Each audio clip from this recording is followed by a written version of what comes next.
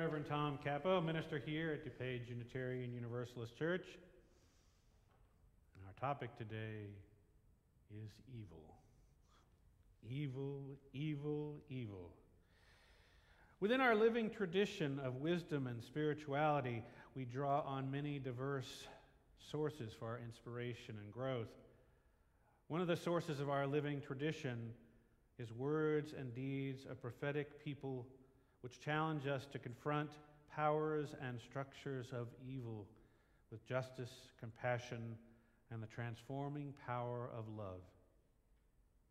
In order for us to confront anything with justice, compassion, and the transforming power of love, we need to understand what are structures of evil. I offer these words by Russian novelist, historian, and outspoken critic of the Soviet Union and communism, Alexander Solzhenitsyn, for reflection as we begin this time of reflection and worship.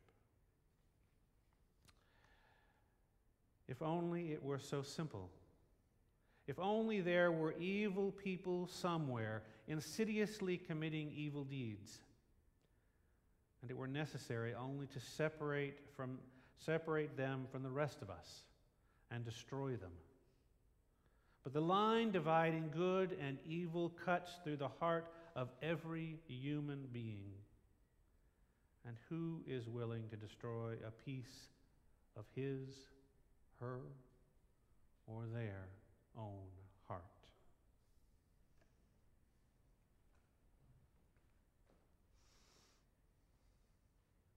I invite you to rise and bow your spirit and join me in saying the mission statement, which is printed in your order of service and projected to your left.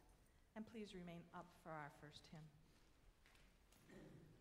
We gather as an inclusive community to grow in character, mind, and spirit, and to transform our world toward fairness, love, and compassion.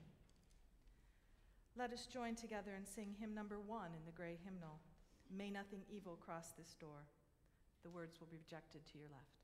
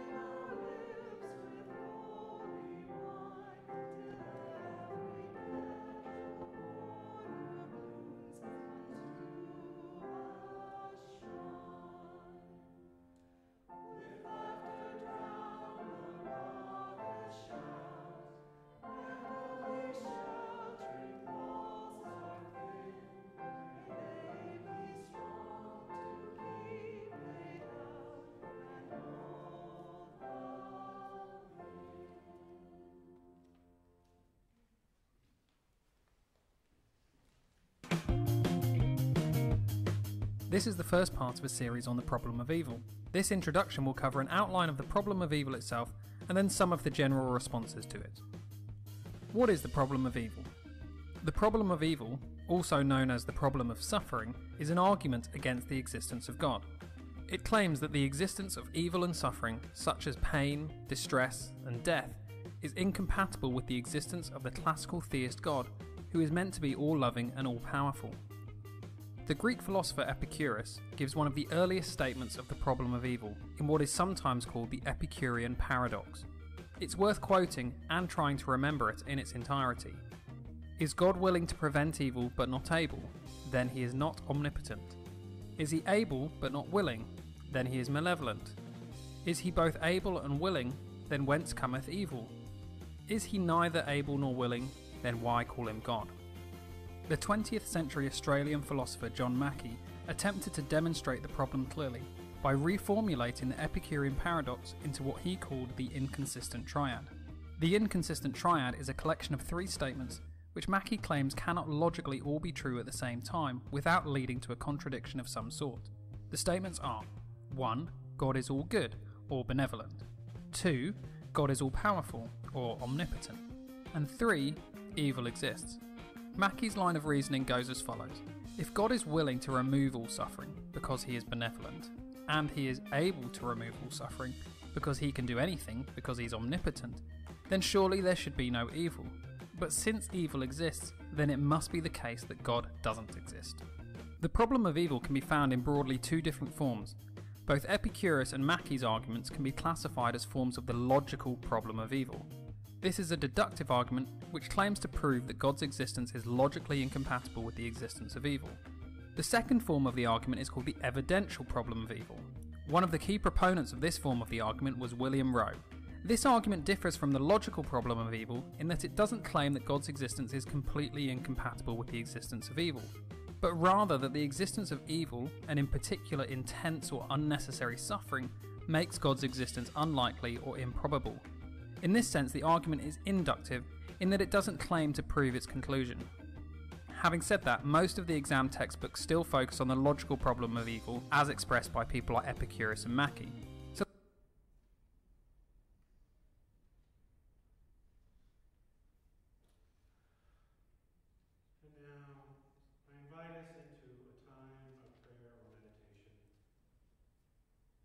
Each of us has our own way of entering into this time.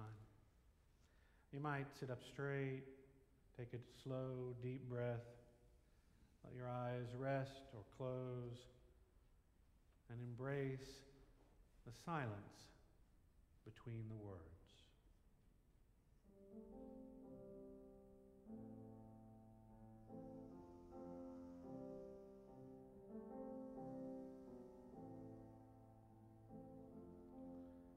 Spirit of life and love, we invite you into our hearts, into our souls, as we look deep within ourselves. Within us is the capacity for great good and great harm. We have, all of us, through our behavior in the world, expressed good and done harm. We have experienced heartwarming love from another person, and we've experienced heartbreaking hurt from another person. Knowing all of this, how will we nurture our hearts? Will we feed the hurt and resentment, letting it build to the point where it comes out sideways in our lives until it negatively impacts our health?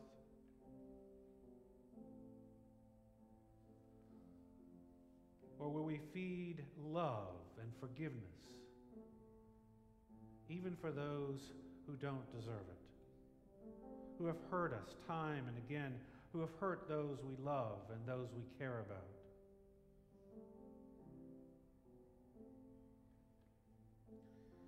These choices seem to confront us almost daily. Deliberate or unnoticed, each choice affects our spirit, our heart, our health, our behavior in the world.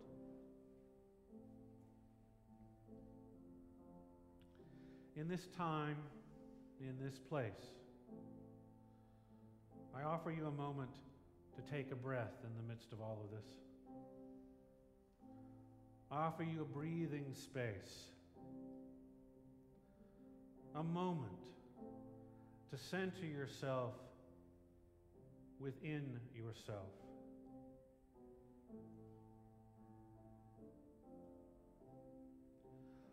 Breathe in, breathe out, breathe in,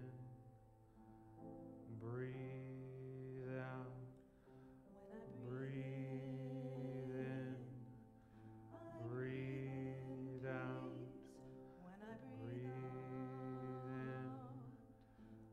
breathe out, breathe in, breathe out, breathe in,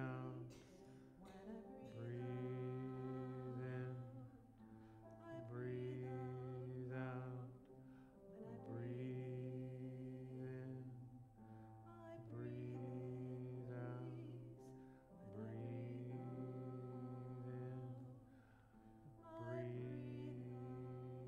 out. We have the capacity for good. We have the capacity to forgive. And we have the capacity to begin again in love.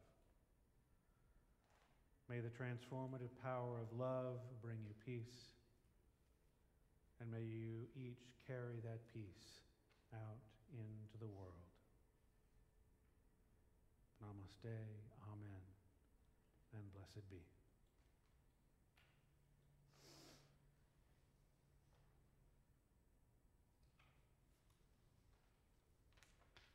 Here are some Unitarian Universalist views of evil.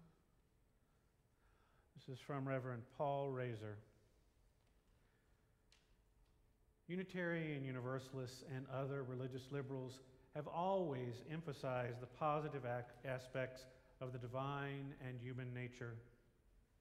As a result, critics sometimes charge that liberals don't try to understand the reality of evil. For religious liberals, evil is not a supernatural force locked in a cosmic struggle against the forces of good. Liberals also do not worry much about the traditional theodicy problem. How can evil exist if God is both all-loving and all-powerful? For liberals, evil is neither a demonic spirit nor a philosophical dilemma, but a reality to respond to and confront. The Reverend Victoria Stafford says, "Sometimes I use a very subjective, almost subconscious barometer when reading the news of the day and deciding whether some action bears the weight of the word evil. It's not the magnitude of an event, nor the cold-heartedness of those involved, nor even the historical impact. It's the degree of heartbreak that I feel, beyond sorrow or horror, a sense that something has been blasted apart, a shattering of hope, the collapse of what I thought or wished were true about the world and human nature.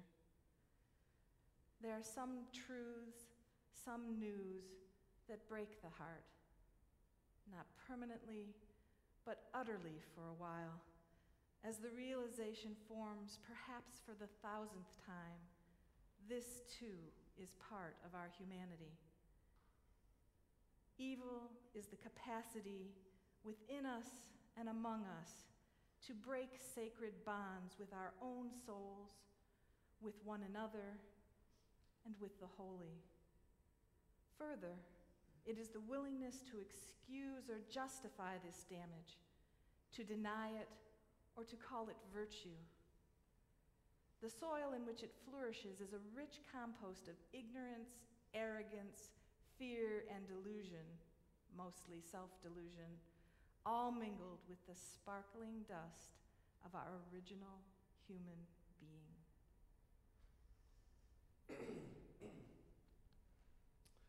This is from Reverend Judith Mayer. What is evil? An aspect of human nature? Apply enough pressure to any of us, and something ugly will surface. Evil isn't some malevolent power floating around in the universe waiting to penetrate somebody's unsuspecting soul. We do it all by ourselves. To acknowledge evil is to see something we don't want to see. We all cultivate an idealized view of ourselves. Self-knowledge takes hard work. Overcoming evil begins with being honest. Reckoning with evil is more than an internal struggle. Evil surfaces in the cycles of violence we perpetrate as a society, often out of a misguided sense of necessity. It is a studied ignorance that keeps us not only from examining ourselves, but also from looking critically at the institutions we create. The power to overcome evil has as much to do with overcoming our numbness and helplessness about what is wrong in our world as it does mastering our own impulses. Whether humanity will ever be free of the cycle of violence, we cannot say. But the change begins only when we are willing to learn the truth and dedicate that fearful knowledge to the struggle.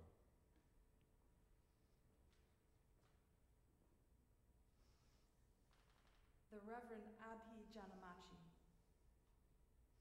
I see evil as the willful separation from and lack of concern for the common good.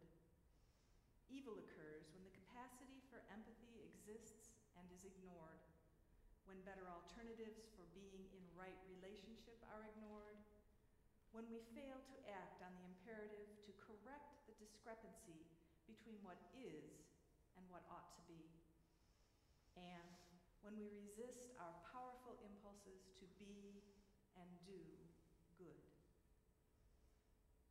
We are products of our evolutionary heritage and our cultural history.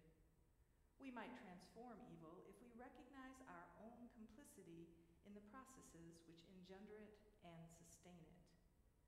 We will overcome evil when we refuse to play the game or be silent, when we make a determined effort to understand evil as a possibility that awaits transformation. Then we might inhabit a safer, more peaceful, and more just world.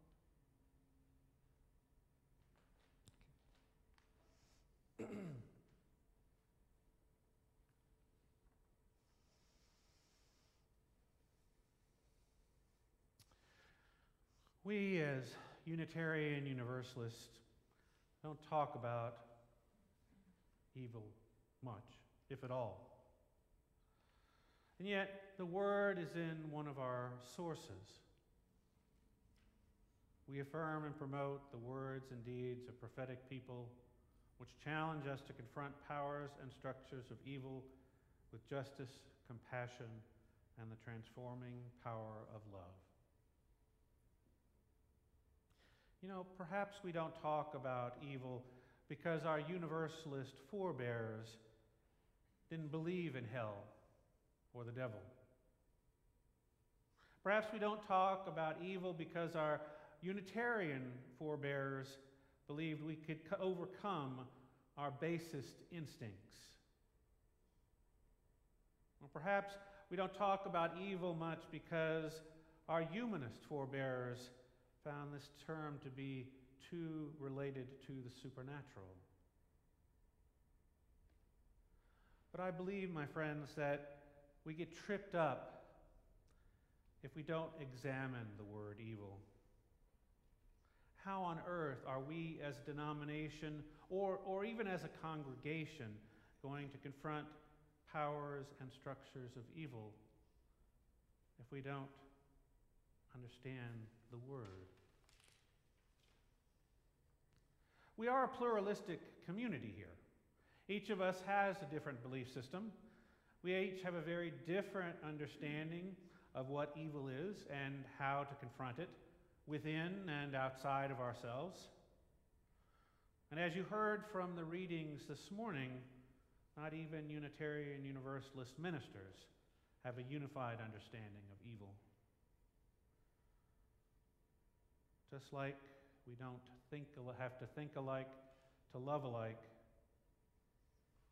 we don't have to have a line-by-line shared understanding of evil to confront it. But we do need some understanding. I went to the dictionary to try to see if that would be at all helpful, and instead, the language was more confusing than helpful.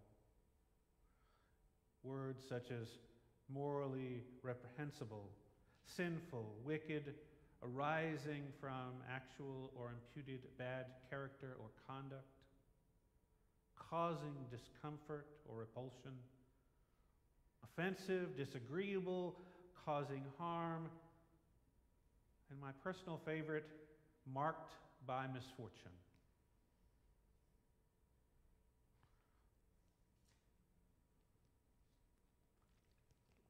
I think part and parcel of defining what evil is understanding why something is evil. What makes something, a person, an act, a power structure, evil?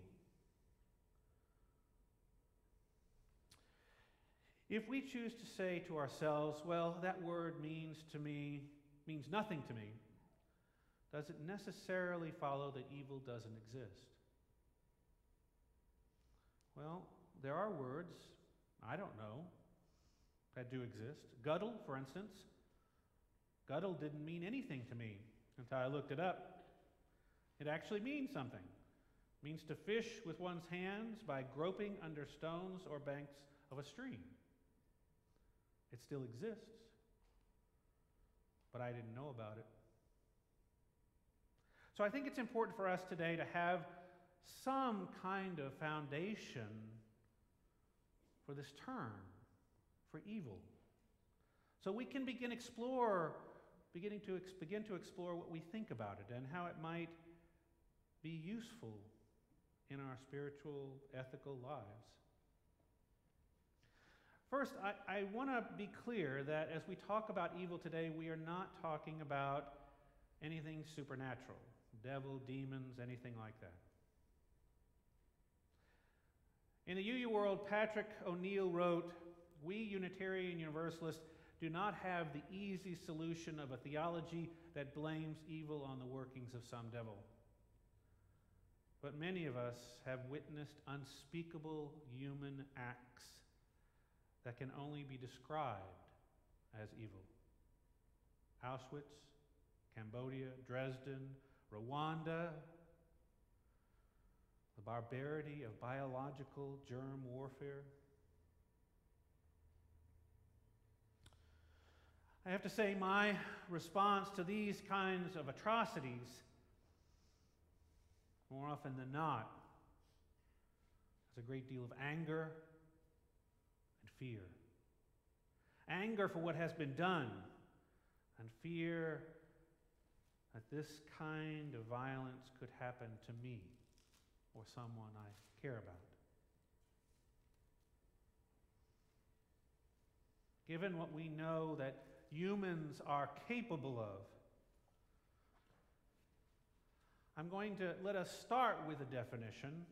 It may not work out in the end, but it's a place to start for this term, evil. So let's consider this definition. Intentional harm done against a person or persons, animal or animals, or planet. Harm done by one person to one or more creations, either directly or sideways. Okay, what's sideways? When I say sideways, I've said that a couple of times today. There's a potential to do harm in all of us. Harm that has its roots in what we have experienced. Unresolved hurt, guilt, resentment.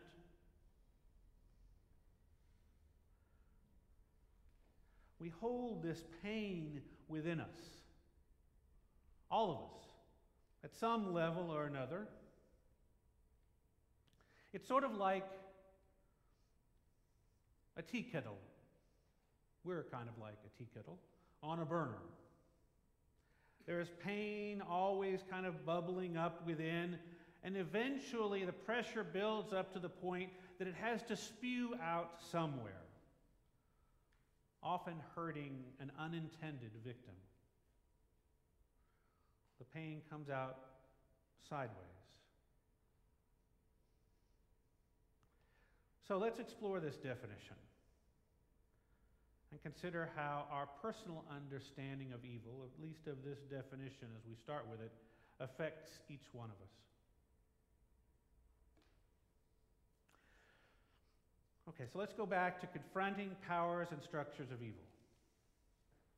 Let's say that you believe that evil people are doing evil things. Now, I'm not talking about demon-possessed people, but people you believe that have a certain lack. They lack empathy, lack compassion. Maybe they're only interested in making money or gaining power. Perhaps they are leaders in government or leaders in corporations, people in certain neighborhoods, people with certain spiritual beliefs.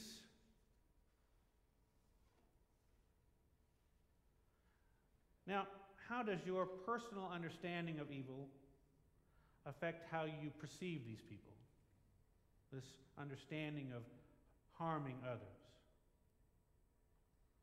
Do you perceive these people as the other? As objects, things that have nothing in common with you? If you do, you might realize that objects can't be hurt. Objects can't be wounded. Things don't have feelings. It becomes easy to harm things, objects, without guilt. Speak ill of them without regret. Ignore their feelings, needs, opinions without a second thought. We certainly see people in our world do this all the time.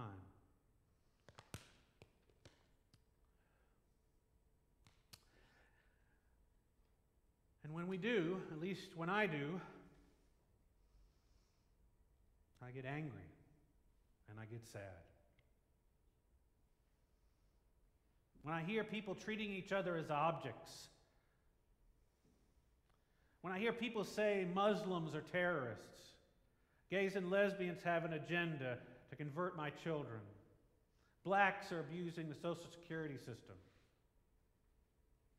when we hear the harm and irrationality, the evil, if you will, of these statements. In the words we heard from Reverend Safford earlier, beyond sorrow or horror, a sense of something has been blasted apart, a shattering of hope, the collapse of what I thought or wished were true, and the world about what were true about the world and human nature. There are truths that break my heart, not permanently, but utterly for a while, as the realization forms, perhaps for the 1000th time, this too is part of our humanity. This kind of treating each other as objects is part of who we are. At least it's around us and in us. Just because we might not be committing unspeakable acts doesn't mean we don't have the capacity to do so. And that's a hard concept for Unitarian Universalists to come to terms with. Unitarian Universalists are not some fluffy bunnies of eternal sweetness and light, right? We're human. We're capable of intentional and sideways harm, just like serial rapists, murderers, the people we call evil doers. All of those people and all of us are human. Let me share something with you that Reverend Eric Walker Wickstrom wrote. The problem of evil, as I see it, is that we are so readily tempted to imagine that it's out there somewhere, separated from us, that it belongs to them and not us. And that, I believe, is ultimately the root and design of evil, to make us categorize the world into us and them rather than recognizing our own common kinship. The core of our Unitarian Universalist faith and the core of all religions, as I know of, points to the truth that we are all part of a family that includes all creation, the interdependent web of all existence. So that I believe that a working definition of evil would be whatever distracts us from our essential relatedness. Walker goes on to quote psychoanalyst Carl Jung. He says, "The individual who wishes to have an answer to the problem of evil has need, first and foremost, of self-knowledge. That is, the utmost possible knowledge of his or her or their own wholeness. He or she or they must know relentlessly how much good he or she or they can do and what crimes, harm he or she or they is capable of. And must be aware of reading one of those as real and the other as illusion. Both are bound to come to light in all of us. If we live for the good, we can only do so without self-deception or self-delusion.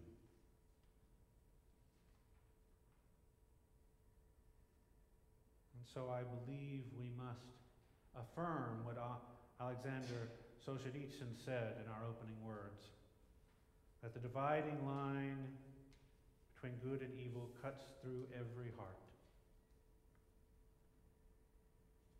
We are called to do two things if we believe that. One is to manage the potential harm within ourselves that we could do. And two is to express justice by showing love and compassion to those who have done harm, even those who have harmed us, especially those who have harmed us. As it goes, we must think globally and act locally. It must be about our work, inside and out.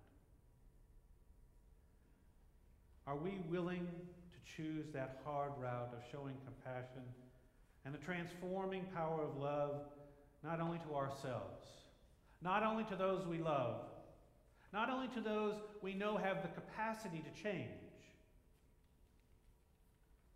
but to those who continue to do harm, who have continued to do horrible, horrible things, atrocities, to those we believe are evil?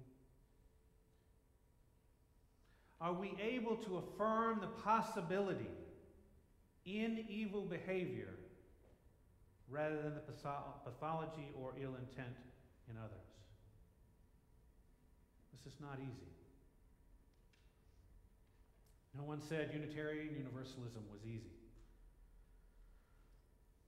And yes, I need to affirm that we have to set boundaries to protect ourselves from harm. And we can't forget past behaviors that have harmed us and those that we care about. But we can do that. We can set the boundaries and we can remember and still have empathy. And still recognize our own complicity in the process which endangers and sustains evil. We can still open our hearts to those in need, both victim and abuser. Let me tell you a story. About 15 years ago, the Pasadena Police Department asked me to provide group therapy to men who were arrested for domestic violence. All had committed physical violence, mostly against their spouses. The police department owned a small, run-down strip center just off downtown area of Pasadena. We called this area Stinkadena because it smelled bad. It was near where the factories were and all the refineries. It just smelled bad. But I went to the strip center before the group started to kind of get my bearings. This was not a safe part of town. Wheelless cars in front yards, lawns unmowed, rough-looking people hanging out in front yards around small barbecue pits, drinking beers and looking at me as I drove by. This was just a block from the almost completely abandoned strip center where I was going to hold the group. So not only was I uneasy about working with violent men, which I had not done before, I was in a very scary neighborhood, and it was nighttime. And there was no one else there but me and a group of violent men. Before attending this meeting, I have to tell you I was afraid. And I was angry. You might ask why? Because I believed that these men were evil. I believed that they had intentionally harmed someone they loved to gain power and exert control. And I felt my job was to go in and meet those evil people and try and turn them into good people. As you let that sink in a moment, there are some flaws in that.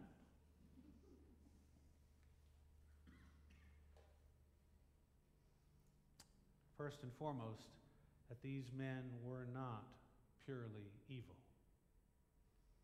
Like all of us, they have the potential for harm within themselves, and it had come out sideways towards someone that they love. Most of them didn't have any support system, didn't have the skills to manage their emotions, didn't have the verbal skills to talk about their feelings or engage in any kind of civil dialogue about difficult issues.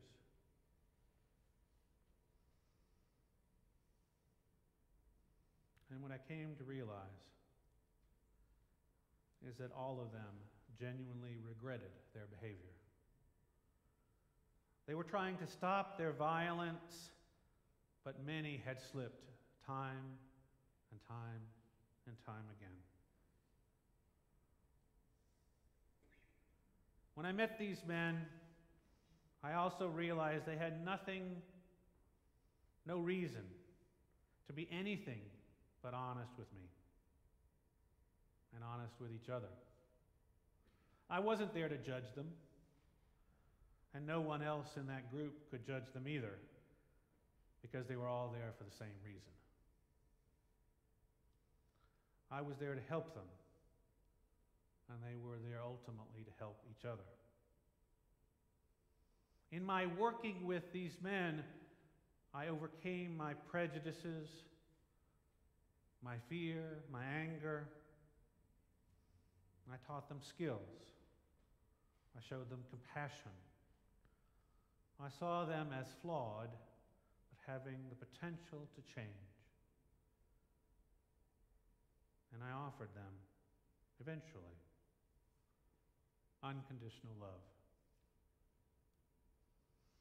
And as I did this, something many of them had not experienced before, many of whom who had been damaged in their childhood,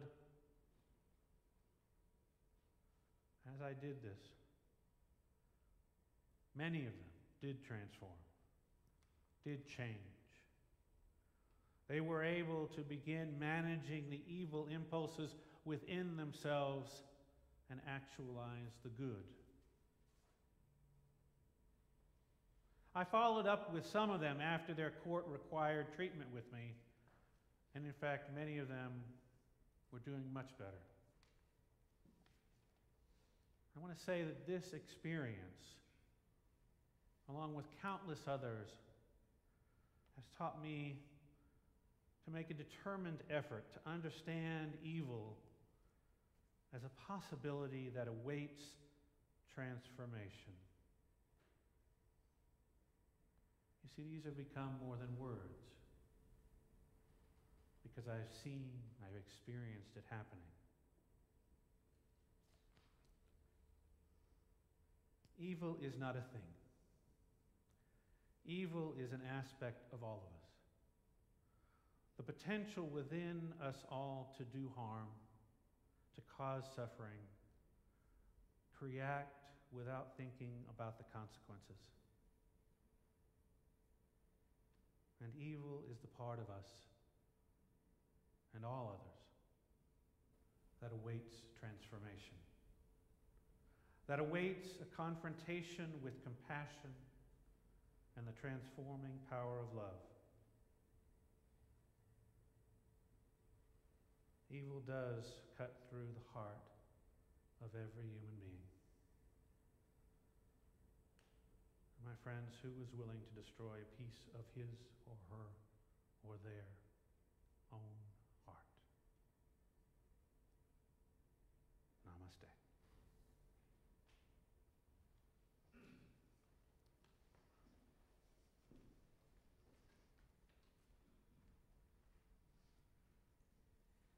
From Rebecca Parker.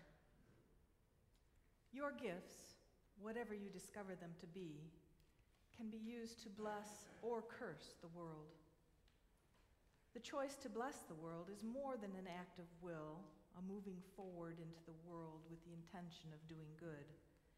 It is an act of recognition, a confession of surprise, a grateful acknowledgement that in the midst of a broken world, unspeakable beauty, grace, and mystery abide.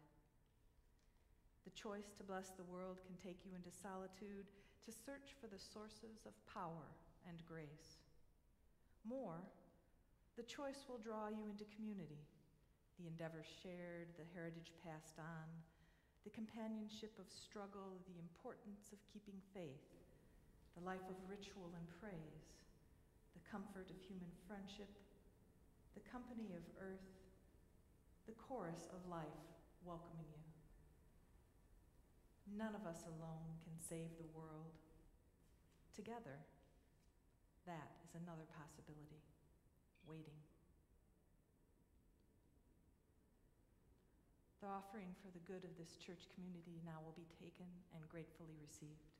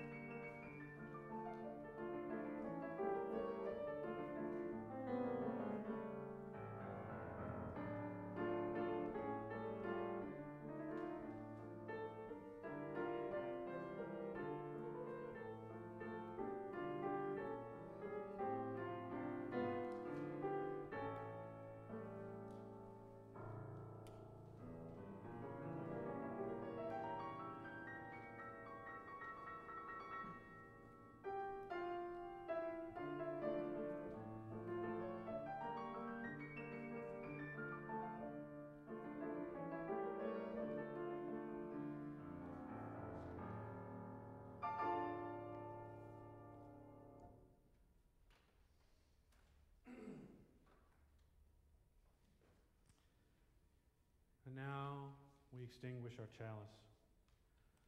But let us carry its flame in our hearts, reminding us of our third principle, acceptance of one another and encouragement to spiritual growth. I invite you now to rise in body or spirit, and let us sing our closing hymn, 1012 in the teal hymnal, When I Am Frightened. The words will be projected to your left.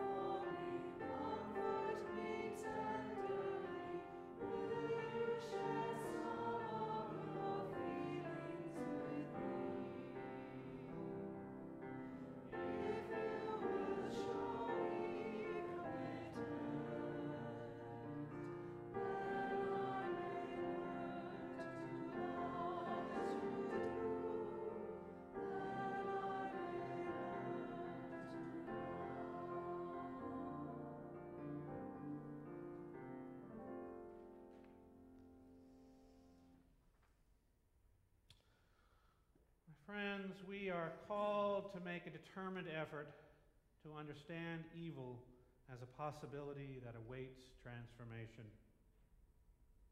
Then we might inhabit a safer, more peaceful, and a more just world. Now I invite you to turn around and greet one another, especially those you don't know. Let us share the love of this community.